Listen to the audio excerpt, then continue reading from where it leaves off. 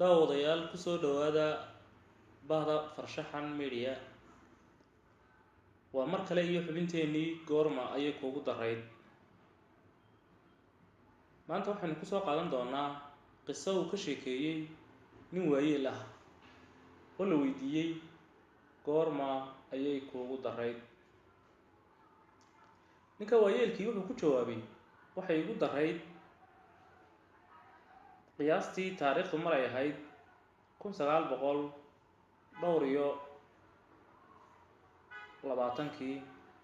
ayaa waxaan deganaa buu yidhi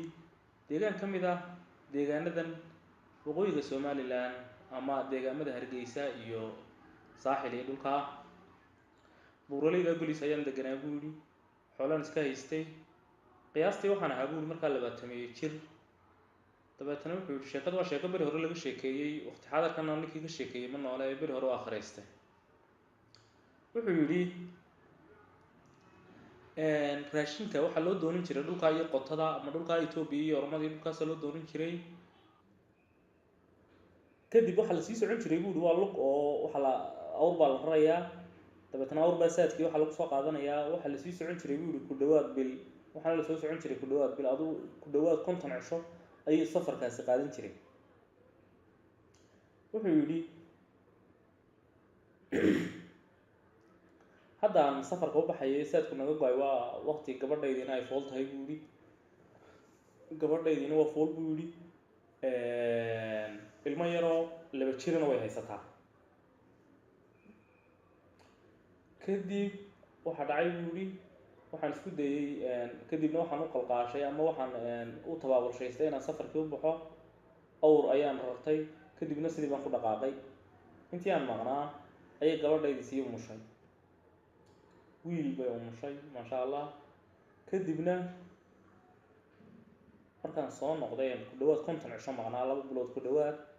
ayaa waxa dhacday dhulku waa dee wada dhurwaa iyo wada libaax iyo wada shabeel iyo wada harimacad iyo maroodi iyo wax kasta oo qof bili aadan halis ku ah ayaa kaynta ka dafa. dhulkuna wada kayn jiq qabu haay ma ahayn sida nimanka saxaraan ay ku noolnahay ma ahayn dadka iyo dalkuba sida midna toona ma ahayn. kadib waxa dhacay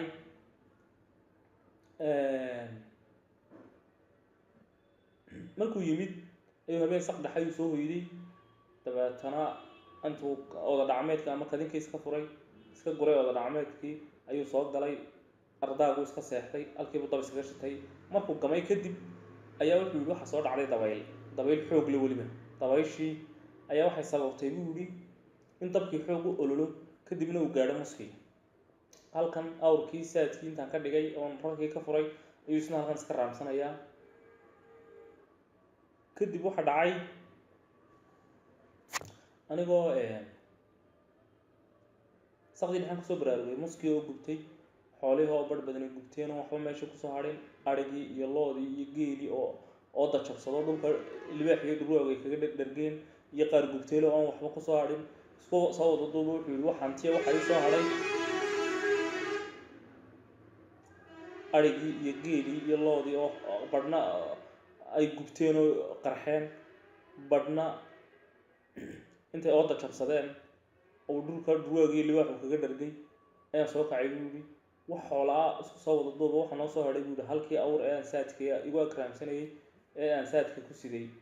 subaxii markii waagi bariyay bay gabadhii umushiina soo toostay dee amakaag iyo yaab iyo naxdin iyo aan fariir.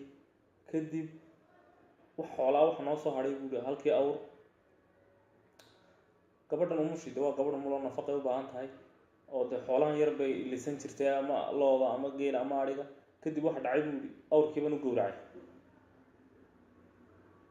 waxba wax kasii darane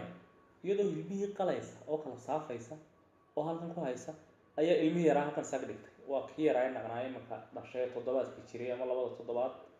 kadib waxa dhacay buu yidhi islaan kadib waxa dhacay buu yidhi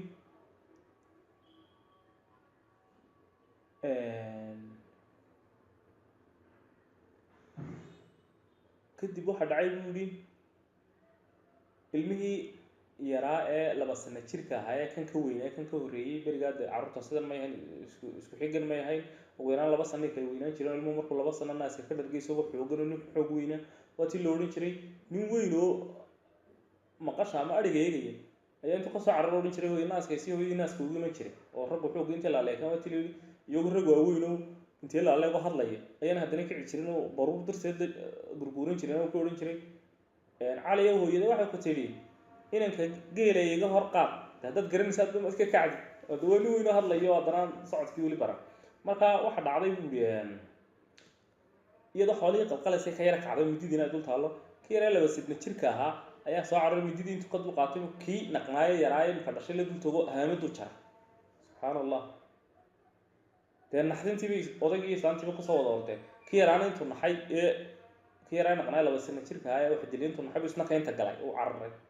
iyagoo arkayo kiina libax kala jaray